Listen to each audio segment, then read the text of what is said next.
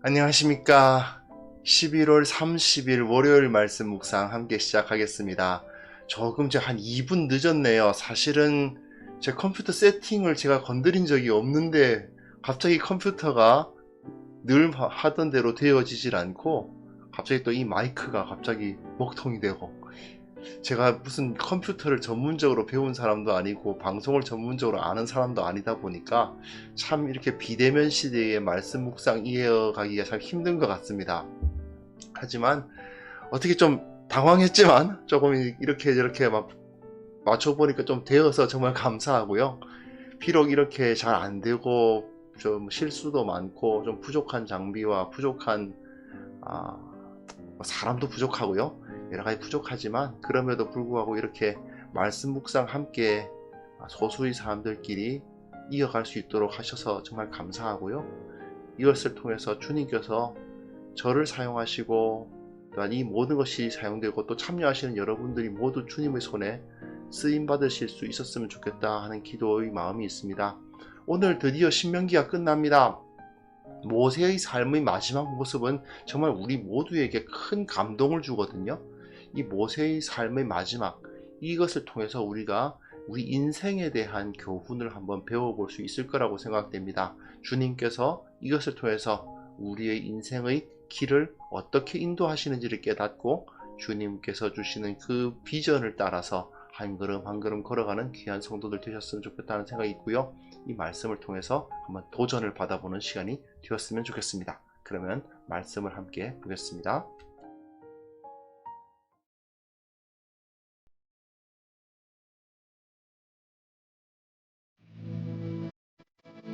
모세가 모압 평지에서 느보산에 올라가 여리고 맞은편 비스가 산꼭대기에 이르매 여호와께서 길르앗 온 땅을 단까지 보이시고 또 온 납달리와 에브라임과 므낫세의 땅과 서해까지 유다 온 땅과 네겝과 종려나무의 성읍 여리고 골짜기 평지를 소알까지 보이시고 여호와께서 그에게 이르시되 이는 내가 아브라함과 이삭과 야곱에게 맹세하여 그의 후손에게 주리라 한 땅이라.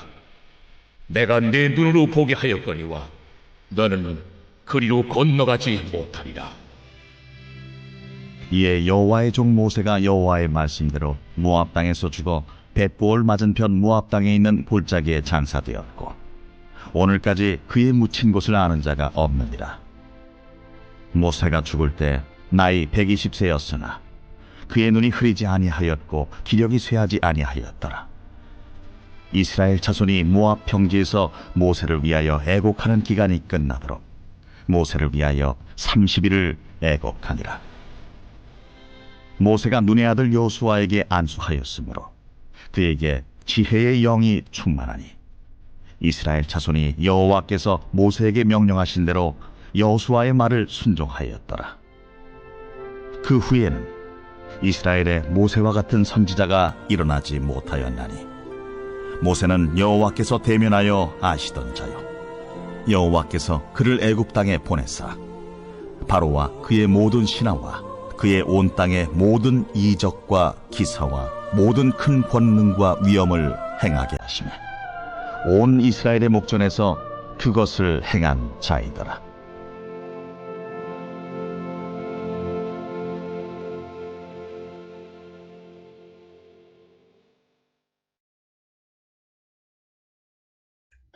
네, 이제 신명기 마지막입니다. 후기 중에서도 모세의 최후에 대해서 기록해 놓은 것이죠. 분명 이 부분은 모세가 직접 기록했다고 볼 수가 없습니다. 당연한 얘기죠. 모세의 죽음에 대해서 자기 죽음을 어떻게 기록할 수 있는 사람이 어디 있겠습니까?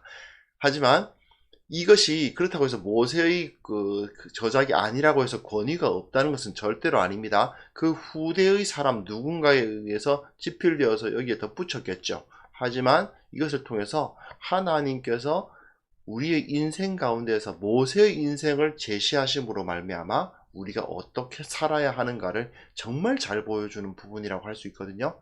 자, 이 신명기 정말 말씀을 무리바에서 한 번 어긴 것 외에는 하나님 앞에서 온전히 순종했던 모세의 모습이 어떤 것이었는지 한번 확인해 볼 수 있었으면 좋겠습니다. 자, 1절부터 4절까지 보시면요. 모세가 그 최후의 순간에, 마지막 순간에 무엇을 보고 있었던가를 깨닫게 돼요. 그는 느보산에 올라가서 여리고 맞은편 비스가 산 꼴짝에 이르러서 여호와께서 길르앗 온 땅을 단까지, 납달리, 에브라임, 므낫세, 서해까지, 네겝과 종려나무 성읍 여리고 끝까지, 평지를 소알까지 보이셨다, 이렇게 되어 있거든요. 이게 무슨 소리냐 하면요, 한번 제가 그 그림을 그려볼게요.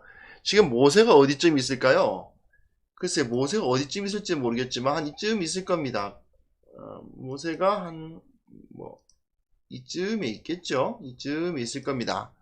그래서 길르앗이라고 하면 갓 지파의 북쪽 부분이 길르앗 지방이니까 길르앗 지방, 그리고 단까지 보이셨다고 되어 있어요. 이게 단까지 보이셨다면 단은 여기를 의미하거든요. 이 북쪽. 그러니까 여기가 모세가 살아생전에 기록된 것이 아니라는 것을 금방 알 수 있죠. 단이라는 것은 사실 사사시대 때 이 지역이 단지파들이 여기 있던 이 단지파들이 올라와서 단을 만든 거니까요. 이 지역을 보고 그 다음엔 납달리 여기 있죠. 예, 납달리, 그리고 에브라임과 므낫세의 땅이라 되어 있는데 이거 사실 므낫세와 에브라임의 땅이죠.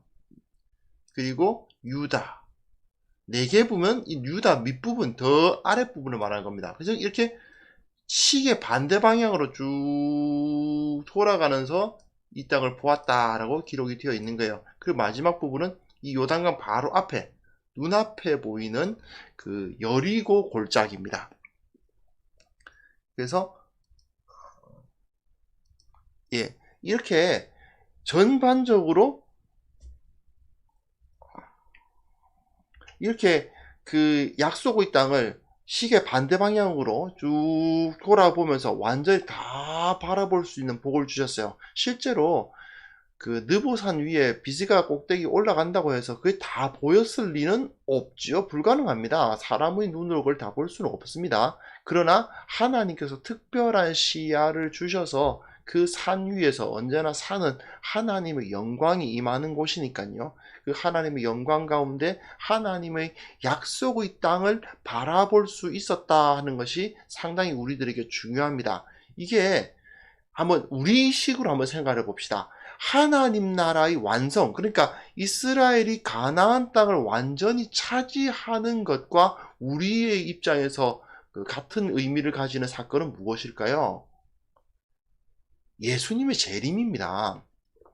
하나님의 나라가 완성되는 것, 그것이 바로 가나안 땅을 완전히 정복하는 거 아닙니까? 예수님의 재림이 바로 그 가나안 땅 정복이라고 할 수 있겠죠. 그렇다면 하나님 나라의 완성은 곧 예수님의 재림이니까요. 그렇다면 우리들의 입장에서 말입니다.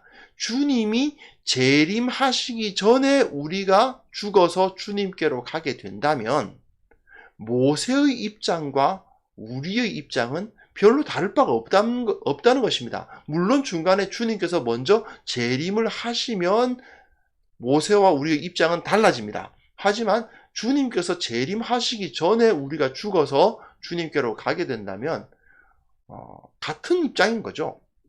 하나님 나라를 늘 꿈꾸었지만 하나님 나라가 완성되는 것을 보지는 못하고 그 하나님께로 돌아간 자 아니겠습니까? 우리도 어쩌면 그렇게 될 수 있습니다. 모세처럼 주님의 재림을 보지 못하고 주님께로 갈 가능성이 있죠.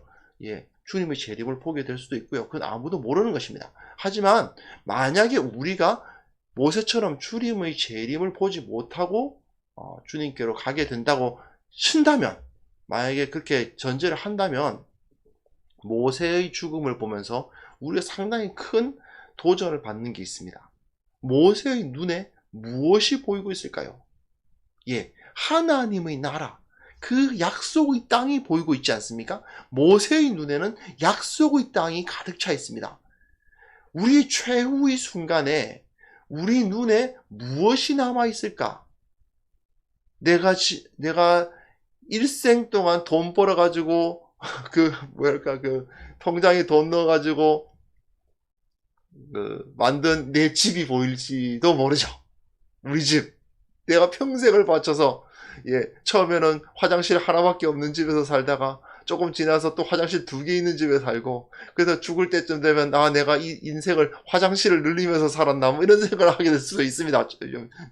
약간 농담입니다만은 사실 좀 그렇잖아요. 한국 사람들이 인생을 가만히 생각해 보세요. 집 살려고 막 하는데 다들 집이 그래도 있긴 있어요.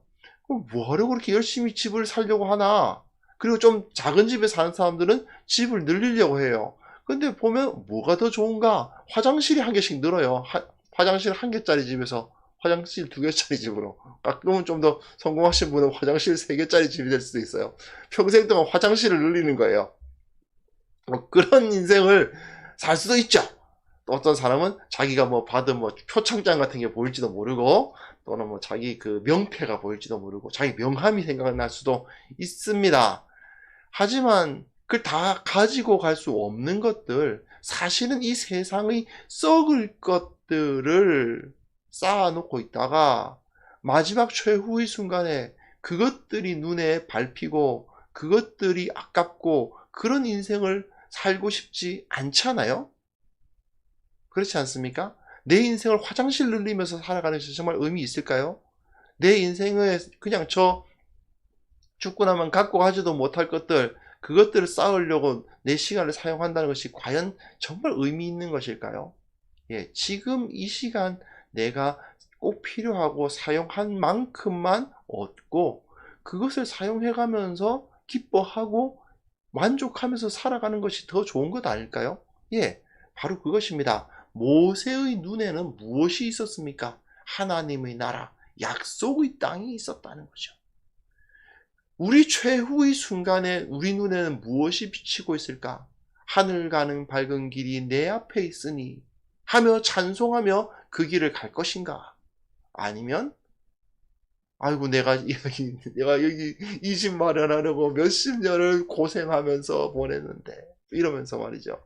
내가 이 돈 모으려고 얼마나 노력했는데 내가 이 자리까지 올라오려고 얼마나 노력했는데 그런 경우가 굉장히 많지 않습니까? 참 허망한 것들, 썩을 것들에 우리 눈이 빼앗기고 있으면 안 되겠지요. 물론 우리 최후의 순간 하면은 멀게 느껴질 수도 있습니다. 하지만 그 마지막 순간에 우리의 눈에는 하나님 나라에 대한 비전이 가득할 수 있다면 그것만큼 복된 것이 없을 것 같지 않습니까? 모세의 죽음을 보면 바로 진정 가치 있는 신앙인의 죽음이 어떤 것인가? 그 눈에는 하나님 나라의 비전이 있는 거죠. 그게 바로 정말 가치 있는 멋있는 죽음 첫 번째라고 할 수 있는 것입니다. 자, 두 번째는요. 5절부터 9절 한번 보시면요. 그가 모압 땅에서 죽어서 모압 땅에 있는 골짜기에 장사되었는데 그 오늘까지 그의 묻힌 곳을 아는 자가 없다. 그의 무덤이 어딘지 알 수 없어요. 사람들이 누군가를 죽은 사람을 기념할 땐 보통 그의 무덤을 찾아가지 않습니까? 그 무덤에 가서 분향하고 절하고 하는 일이 벌어지는데 모세가 어디서 죽었는지 알 수가 없습니다. 왜요? 모세는 자기가 우상이 되지 않기를 원했을 것입니다. 그래서인지 하나님도 모세를 이스라엘 백성들이 우상으로 만들기를 원치 않으셨기 때문인지 그가 묻힌 곳을 알 수 없게 섭리하셨어요. 이 사람은 자기 이름을 남기기 위해서 동상을 짓는다거나 거대한 무덤을 만든다거나 저 이집트 왕들이 그랬잖아요. 그 거대한 피라미드 짓고 그러지 않습니까? 그 신라에 가면 그 고분들 이번에 무슨 어느 분이 차 타고 올라갔다고 하면 난리가 나고 하던데 여하튼 정말 차로 올라갈 수 있을 정도의 그 거대한 무덤들 많죠. 중국의 왕들도 봐도 그렇고 신라의 왕들, 조선의 왕들 이런 왕들 보면은 어쨌든 화려하고 정말 돈 많이 들였겠다 싶을 정도의 그런 무덤들을 만드는데 정말 애를 많이 씁니다. 근데 모세는 그렇게 하지 않았습니다. 뭘 남기는 겁니까? 무덤을 남기거나 동상을 남기거나 자신을 기억하게 할 만한 어떤 건축물이나 무덤이나 이런 걸 남기는 게 아니었다는 거죠. 그리고 모세는 그 나이 120세에 죽으면서도 그의 눈이 흐리지 아니하였고 기력이 쇠하지 아니하였다. 물론 정말 40세 때 30세 때만큼이야 됐겠습니까? 당연히 안 됐겠죠. 하지만 그가 나이가 120세가 되는 동안 그는 젊은이처럼 살아간 겁니다.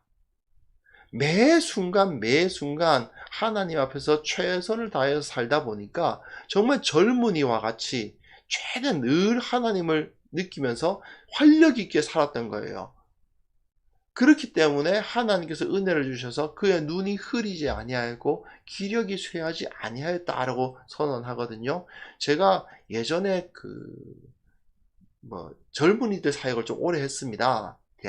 대학생들 사역을 오래 했는데 그때 늘 하는 얘기가 있었어요. 뭐냐면 그리스도인들은 젊은이로서 살다가 젊은이로서 죽는다. 그리스도인들은 예수 그리스도 30대 초반이었던 주님을 닮아서 살아가는 사람이기 때문에 죽을 때까지 30대 초반입니다. 제가 주님보다 벌써 15년, 16년 더 많이, 17년? 어쨌든 주님보다 더 많이 엄청나게 많이 살아버렸는데요. 여하튼 우리가 언제 죽게 되든지 간에 그 삶은 언제나 30대 초반으로서 살아가는 것이 그리스도인들이에요.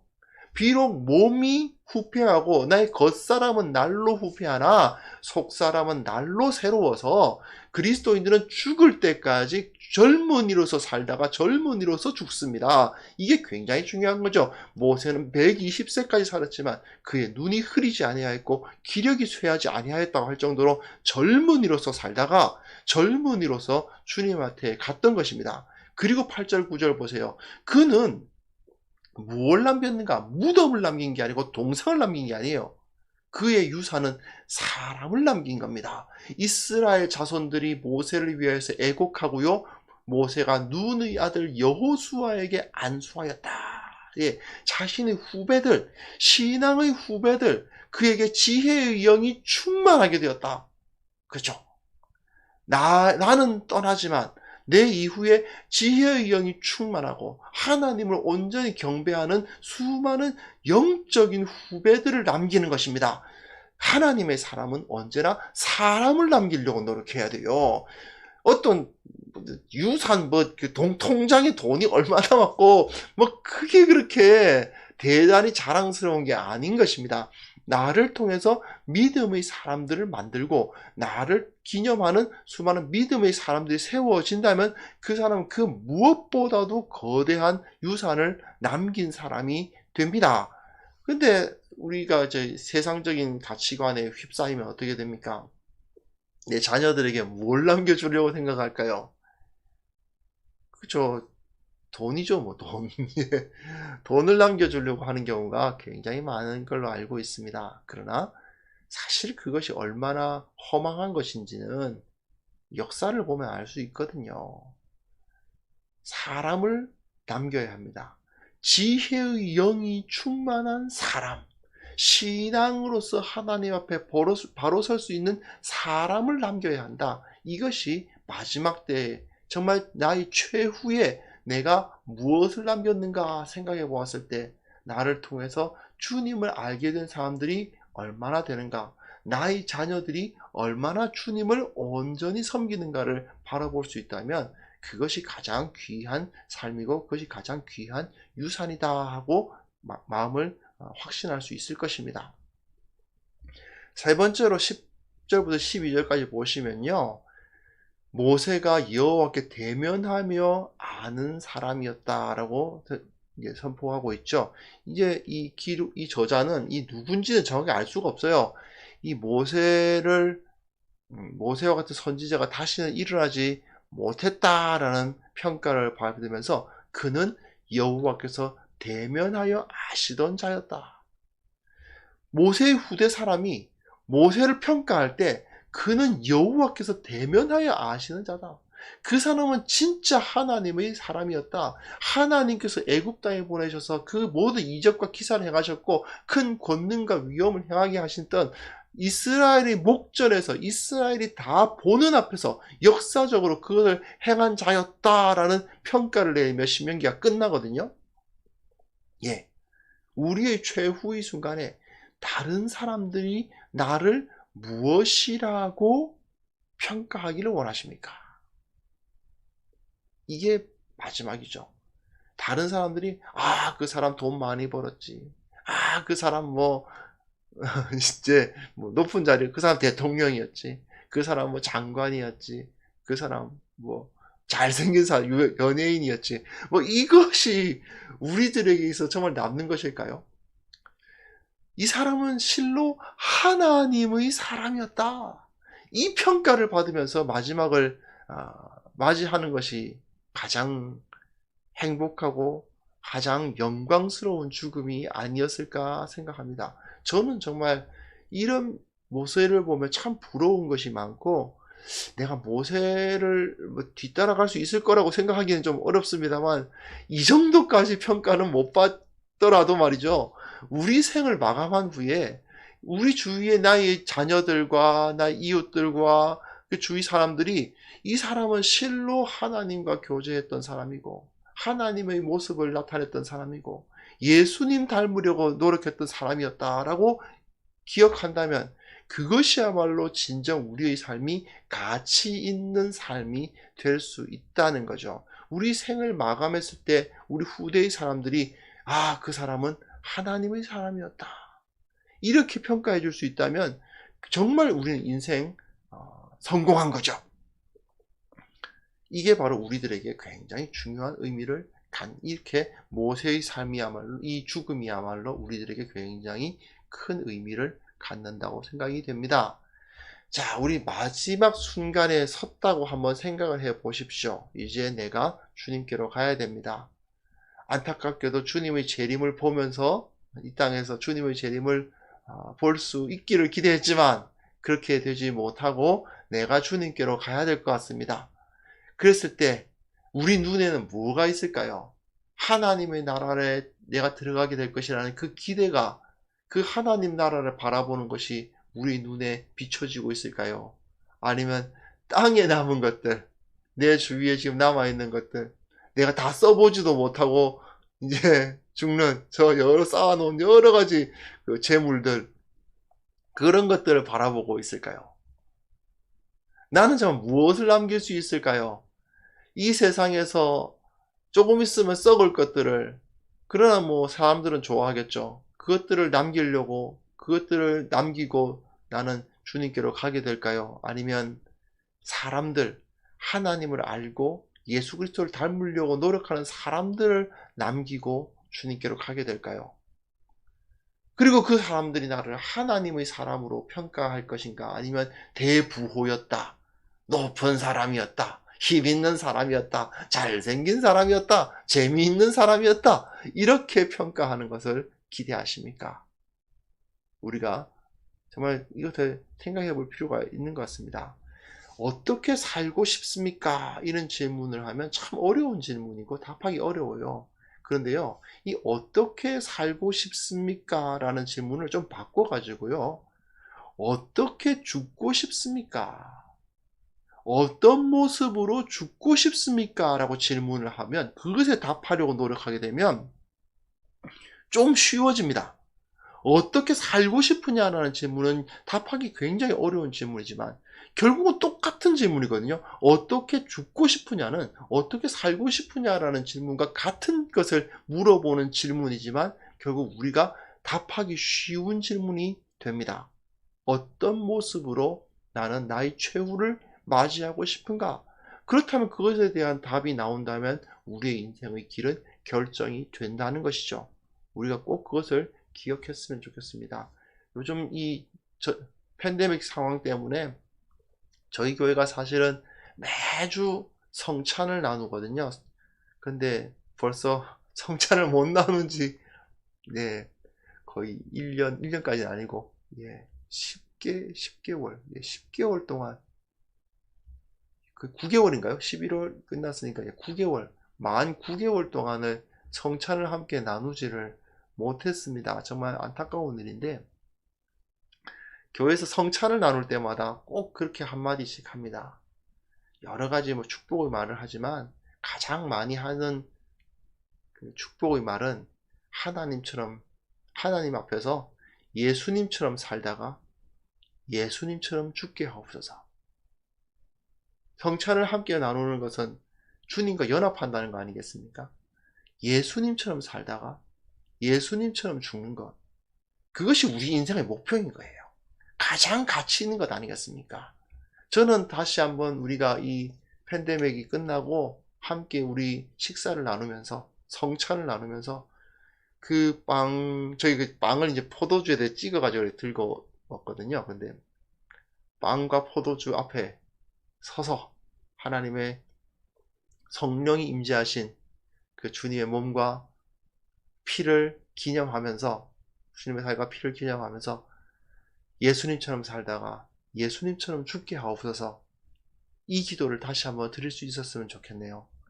우리가 우리 인생을 돌아볼 때 정말 주님처럼 살다가 주님처럼 죽기를 꿈꿀 수 있다면 그것이 가장 행복하고 가장 가치 있는 삶이 될 것입니다. 이 시간 내 삶을 어떻게 살다가 어떻게 마무리할 수 있을지 잠깐 생각하면서 기도하는 시간 가졌으면 합니다. 함께 기도하겠습니다.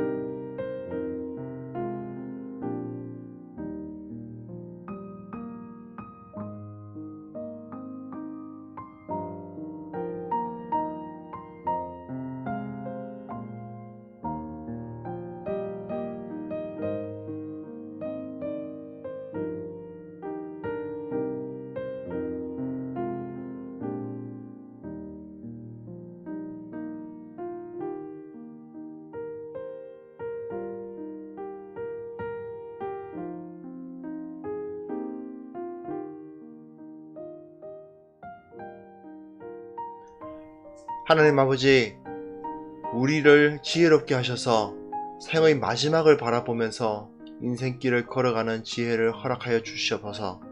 언젠가 주님께서 우리에게 다시 오시거나 아니면 우리가 주님 앞에 가야 할 텐데, 그때에 주님 앞에 부끄러움이 없는 삶을 살기 위해서 내가 무엇을 변화시켜야 되고 무엇을 바로잡아야 되는지를 생각하는 그런 시간이 되게 하여 주시기를 원합니다. 주님께서 우리의 삶에 개입하여 주시고 우리의 마음을 변화시키셔서 하나님의 나라를 바라볼 수 있도록 도와주옵소서. 참으로 우리의 눈에 이 세상의 썩을 것들이 아니라 하나님 나라의 영원한 것이 들어와 있고, 그 꿈이 나이가 들어가고 여러 가지 일들을 겪는다 하더라도 그 꿈을 잃어버리지 않는 자들이 되게 하여 주옵소서. 참으로 우리 신앙의 유산을 후배들에게 남기는 삶을 살아갈 수 있도록 도와주시옵소서. 세상 것들을 저들에게 남기는 것이 아니라 하나님 나라의 꿈과 그리고 이 하나님 나라를 이 세상 가운데 선포하는 그 지혜를 전달하며 우리가 이 인생을 마감해 갈 수 있도록 주님 이끌어 주시기를 원하고 바랍니다. 그리함으로 말미암아 우리 주위 사람들이, 우리 신앙의 후배들이 저분은 하나님의 사람이었다, 저분은 실로 예수 그리스도를 따르려고 애썼던 주님의 사람이었다라고 인정하는 역사가 일어나게 하여 주옵소서. 그러기 위해서는 이 세상의 가치관에 휘둘리지 않기를 원합니다. 세상의 위협과 유혹에 흔들리지 않도록 도와주시고 하나님의 나라를 바라보면서 오직 주의 나라와 그의 의를 구하며 살아가는 자들 되게 하여 주시고, 세상의 어리석은 자들이 그 뒤를 따르지 않도록 주님 우리와 함께 하시고 우리를 도와주시옵소서. 주님 또 한 주간이 시작됩니다. 팬데믹이 더 심해질 거라는 예상이 나타나고 있고 더 힘들고 더 어려운 사람들이 많아질 것만 같습니다. 그러나 주님, 하나님의 나라를 꿈꾸는 우리가 세상을 변화시킬 수 있음을 믿고 먼저 기도하고 먼저 이 세상을 위해서 중보하는 삶을 살아감으로 말미암아 하나님의 능력을 이 땅에 임하게 하는 그 역할을 감당할 수 있도록 도와주옵소서. 주께서 일하여 주시고 주께서 함께하여 주옵소서. 주께서 승리하게 하여 주시고 안전하게 지켜주시고 또 행하는 모든 일이 형통할 수 있도록 주님 도와주옵소서. 무엇보다도 주님께서 내 곁에 계신다는 것을 정말 느끼며 살아가는 하루, 느끼며 살아가는 한 주가 되게 하여 주옵소서. 예수님의 이름으로 기도합니다. 아멘.